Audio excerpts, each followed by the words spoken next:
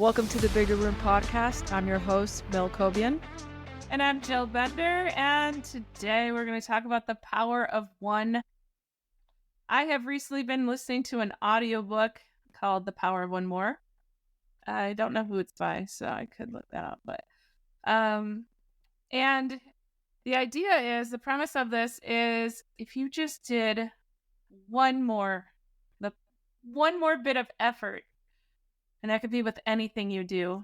So if for our line of business, let's say we're spending a day just recording reels, you're ready to go to bed, you're like, you know what? I'm going to do one more. I'm just going to put in that last oomph. And that's going to set you a little bit further ahead for that next day, for that next set that you need to do. Now, have you heard that term before? Yes, it's the term that has really been behind a lot of the epiphanies I've had in my life. I guess the most impactful one really has been after failing multiple times trying different business model. I tried one more time. It was easier for me to just be like, this doesn't work. It's not going to work for me, or this is a scam. People are lying. It would have been way easier for me to think that way. But instead I said, I'm going to try one more time. I'm going to try one more time. And I mean, here I am. My life completely changed. And that's really interesting, because how you're looking at the one more is, we're going to give it one more shot. And the guy talking in the book could mean that. But how I interpreted is that, like, one more push of effort. And so I think about, even with school, like, I did not have great grades in high school and middle school. Even in grade school, I suffered. But when I was in college, it was like, it was up to me kind of thing. And I started really realizing, instead of being lazy and skipping some of the stuff I was trying to do, I was putting in that one more bit of effort to push myself a little bit farther ahead than even the teacher was telling us to do. And that would always make me feel like so good. I knew the answers right when I was sitting in class. I knew the answers more than any of the other kids, because I was putting in like that one more, like, really strong push of effort to get me ahead. Instead of I didn't want to just be like where I was supposed to be. I wanted to be ahead. That's kind of like how I've taken it. Yeah, well, that extra one, like whether it's posting one more time, sometimes it's like read one more page, read one more chapter, whatever the task may be, just doing one more, going that little extra mile can make the difference. Because sometimes, have you ever seen that picture of somebody mining? It's like they're underground and they're mining. And if they were just to hit the axe one more time, there's like a whole bunch of diamonds that are just ready to fall off the wall.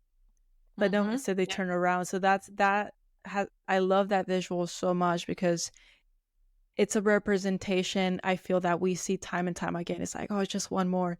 But then you create that habit, and going and, doing that extra work or going that extra mile becomes your new baseline. That's also what I have found, is you raise your standards by reading one more page, reading one more chapter, posting that extra reel, whatever it is, you raise your standards. 100%. And he even talks about raising your standards, and it becomes your new standard. And it's a good spot to be in. It is a really good spot to be in. It makes you feel good. It puts you ahead. You have a much better shot at success. I was just thinking about, how sometimes you're kind of enjoying yourself, like eating, I don't know, chocolates, or even just yesterday, my wife made these like peanut butter cups, and we're like, oh, just one more, and then we ate them all. The power of one. So in that case, the power of one more. You guys are both sitting on the couch now, not doing anything. Yeah, she's like, I am not making these anymore. You're bad at this. And I'm like, listen, I haven't enjoyed myself. Just one more. I mean, it's still true. The power of one more, it had just a different effect. maybe, Yeah, maybe not. not in that context, guys. Right, right. But we can talk about it in like in a physical sense for going for a walk. Like, oh, you know Yeah. what? I got my 25 minutes done, but I feel really good. So I'm just gonna push it for another 5 more minutes, or I'm gonna add in 1 more mile, or that is never gonna Yeah, be a bad choice. absolutely. And you'll realize too that when you start kind of challenging yourself in that way, sometimes like, you may be cycling, running, walking, whatever, you're like, I'm gonna go the extra half a mile, I'm gonna go for another minute, I'm gonna run for one more minute, I'm gonna do an extra set, whatever it may be. You realize that you can do it, and sometimes you get that feedback of, I really actually haven't been pushing myself, because Yeah. you can do one more, right? So you've ever felt that where you're like, oh, that was Mhm. actually not that bad. And so that in turn, becomes your new baseline. And then you're like, well, technically, I could do this for 15 minutes instead of, 12 or 10 or whatever that you were doing. But also, that is why people plateau, not just in fitness, but in life, business. You become stagnant, and you're in this plateau of not seeing results, because your baseline is comfort, Yeah. Your right? standard. Your standard. You set your standard. Exactly. Yeah. Exactly. There's this very beautiful quote. I can't recall who I learned it from, but it was basically the feedback of whatever your life looks like right now, it's a reflection of your minimum standards. Yeah, because it's true. You're living the life of your minimum standards. It's not necessarily a bad thing. It really just makes you take a step back and take accountability of, I am where I am because these are my standards right now. And it's my minimum, because we all have minimum standards, because there are things we would never do, such as whether that's, physically letting yourself go, letting your business run to the floor, not showing up for work, things like that. But you have standards. We all do. Mhm. Mhm. But some of us are living our life by our minimum standards. I would say most people are living their life Most by people. minimum. Yeah. Absolutely. So Yeah. so if you want to get forward or move forward, you need to raise your standard. And you absolutely Yeah. can. You just do one more.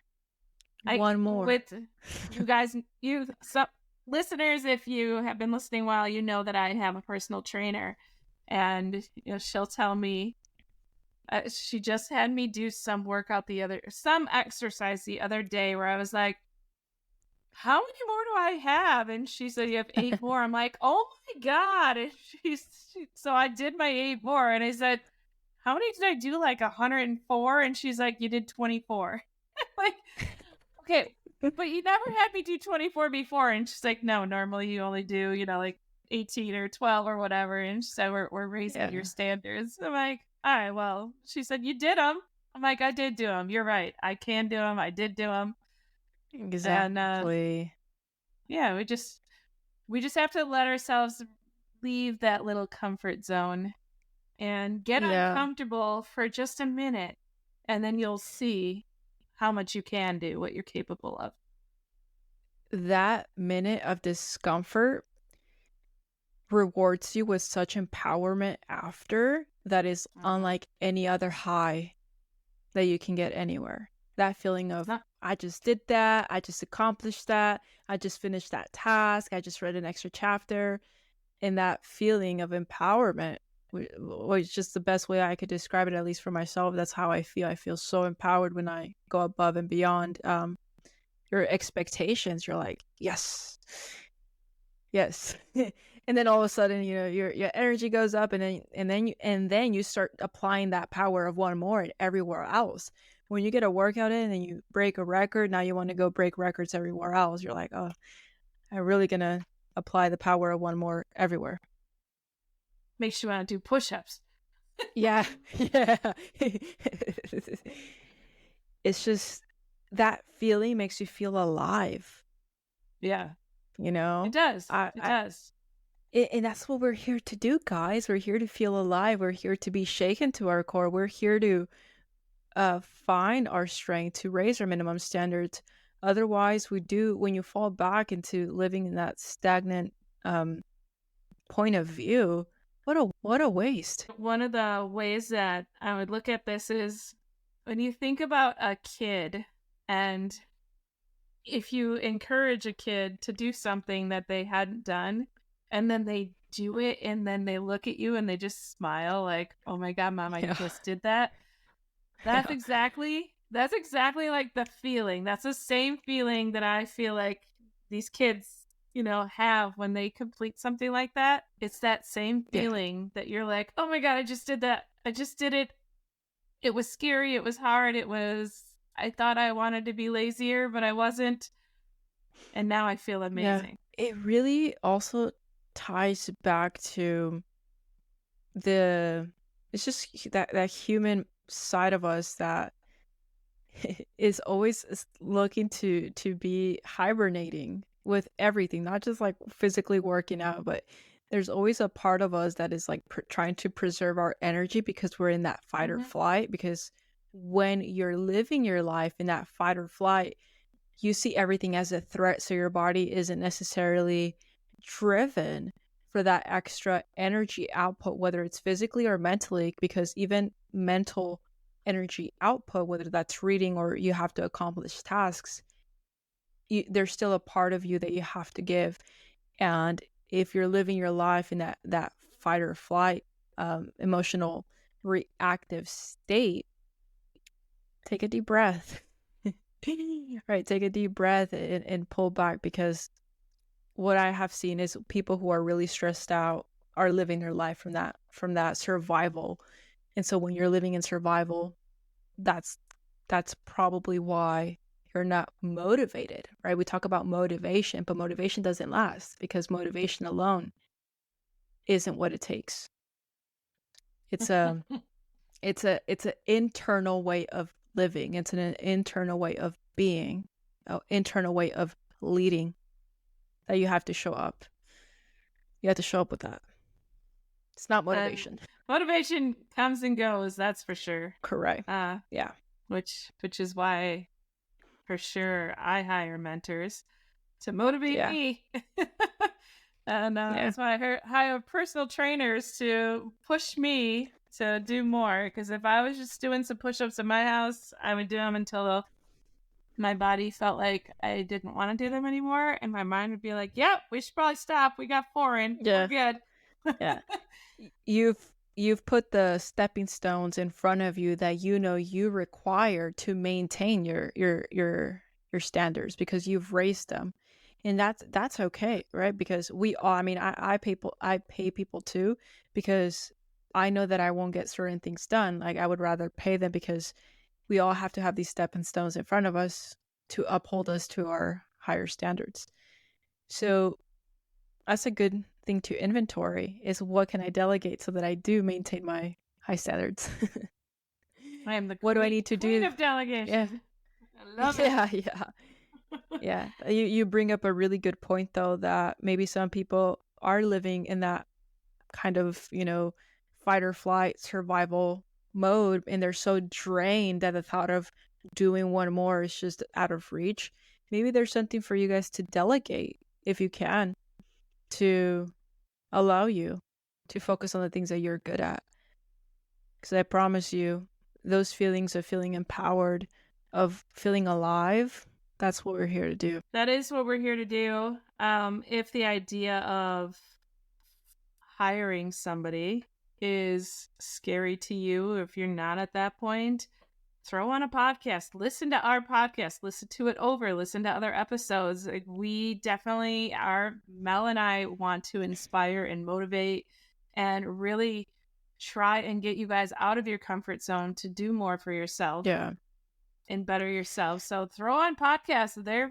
They don't cost anything. Like, that's free on your phone. Exactly. And we live in such an amazing time. If you're somebody who has thought about starting a business, I mean, just a really quick breakdown before we started recording this podcast, Jill was sharing some of the ways that she has generated passive income this year. And there are so many softwares that exist and will continue to exist that will make things easier.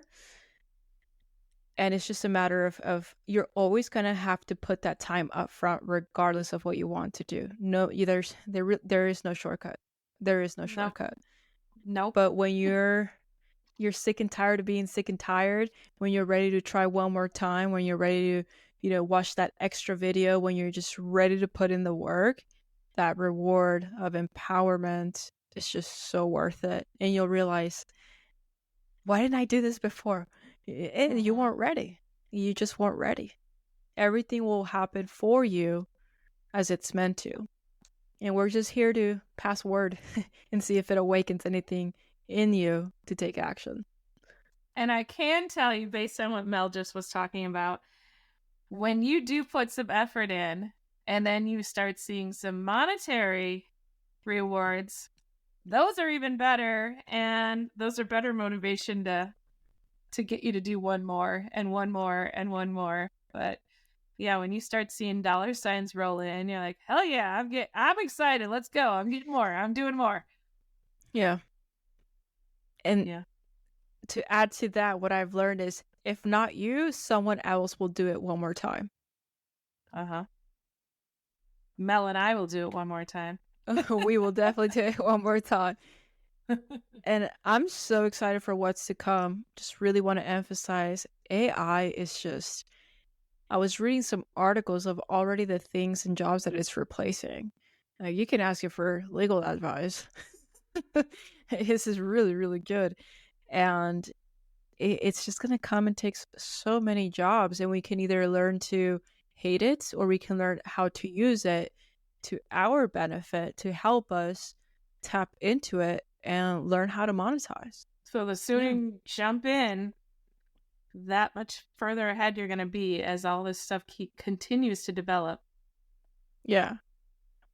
It's gonna be wild. We have a wild future ahead of us. Yeah, I keep thinking 10 years from now, I can't even picture. I mean, 10 years ago, it feels like we were so behind. So imagine 10 years from now, it just feels like we're going to accelerate that much faster. This isn't the time to be lazy. This is the time to really one more apply the power. Yeah, exactly. Yeah, 100%. My son right now, I don't know why, but he's 8 and he has been asking me the craziest question. Mom, were Band-Aids invented when you were little? Mom, did they have? I know, like, he has asked me stuff. I'm like, do you think I lived when Jesus lived? Like, what are you asking me? Yes, we had, whatever. It is the funniest things that he's been. Mom, I can't even think of another one that is so funny to me. I'm like, what are you talking about? Yes, we had phones. Like, and then there was a show and there was a rotary dial phone. He's like, that's the phone you had when you were little, right? I'm like, no, we had buttons that we pushed. Like, and we had cordless phones. Oh, he asked if credit cards were invented when I was little. So I did have to ask. Yeah, but I did have to ask Alexa. She said they were invented in like I think 1958. Oh wow! She said. Really? That far back? Yeah, because I told him, I said I think they were invented, but I have like some good memory of when my parents actually got one. Like I remember it was like a big exciting thing. Yeah, but it wasn't when they were invented. Yeah, but even till this day, my parents do cash. I rarely know anybody who has cash. Like they get their check and they go deposit it, but then withdraw cash. They're so weird. Really? I like cash. I love cash actually. I love when I can. I think cash is cash is dirty. But you know what's funny about cash? When I do have it, in my mind, have you seen the videos about girl math? Yeah. Yeah. Well, if I have cash, it doesn't exist. It's free money. Oh. Yeah, I usually spend it faster when I do have the cash, but I like cash. And a lot of like mostly these fish stores that I've been going to, I get charged extra when I use my credit card or even my bank card. So Yeah, she's like, that the way to go there. 3%. Yeah, 3% fee. Yeah. And Yeah. actually, I just paid for my son's hockey yesterday, and I saved $60 off of the season for using an electronic check. So putting in my check number versus using my debit Yeah. card, which was really interesting. Interesting. That's a I know. very interesting one. You know, Yeah. I've definitely gone into places that no longer accept cash, but I've also run into the same issue where they don't accept cash, but they charge you some sort of convenience fee if you use a electronic card. So, yeah, we're all over the place with that one. We're all over the place, but it's all still Yeah. new. Yeah. Yeah, it really is. I mean, again, with the AI, soon enough, they're just going to scan your eye and then there we go. No. Or the thumb. Total Recall had like a lot of crazy futuristic things. I don't remember any of them now that I mentioned it. I have the book right here by what is it called? The 1984 by George Orwell. Did you ever see that movie or read the book? It's banned now from schools. Is it called 1984? I feel like I'm familiar with it. Don't really know. Yeah. That's a whole other topic about banned books. Oh yeah.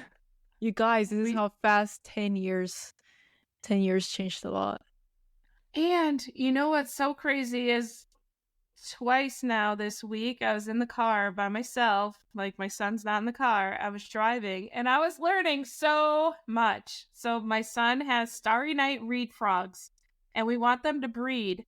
And I drove for 45 minutes asking Alexa in my car, like, how many tadpoles will starry night reed frogs have? I'm like, I'm learning all about these frogs on the way on my drive because I just kept asking her because she's in my car. And then today I was driving somewhere else. I was in the car for 15 minutes and I don't even remember what I was asking her, but I was like, man, I learned a lot from her in my car. I freaking love her. Yeah. And that's exactly what it's going to be like. You could just do that during your drives instead of talking to someone on the phone, just back and forth with AI and learn something that way. But you can get so many answers, so many. It's quite interesting. But I see exactly how it will replace 85 million jobs because even like for example, like fitness, personal trainers, I used to play around with it a lot, and it can write workout plans, taking into consideration compensations that people have, like if their feet turn out, knees go in, things like that. Same with like nutrition, it can calculate everything. So think about that. Like think about this: if you wanted to get a raise, but you don't have any idea how to approach even bring up the topic, you can have it write a scenario for you. Several scenarios. You pick the one that's you're most comfortable with. AI is going to replace your job, so start doing the power of one more right now so you are not replaceable. Yes. Yeah, 100%. It's going to happen. It's not a question of if, it's a question of when.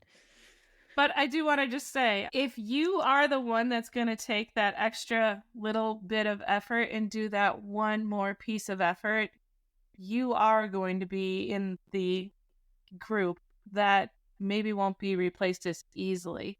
All the other people that refuse to get out of their comfort zone, those are going to be, what did you say? 85 million jobs are going to be replaced by AI. Yeah. Don't be in that category. Like, just give a little bit more effort. Power of one more push, one more little bit of effort. Love it. Thank you guys so much for tuning in. As always, make sure you like and subscribe. Share this with anyone who needs to put the power of one more behind their action. And we'll see you next week.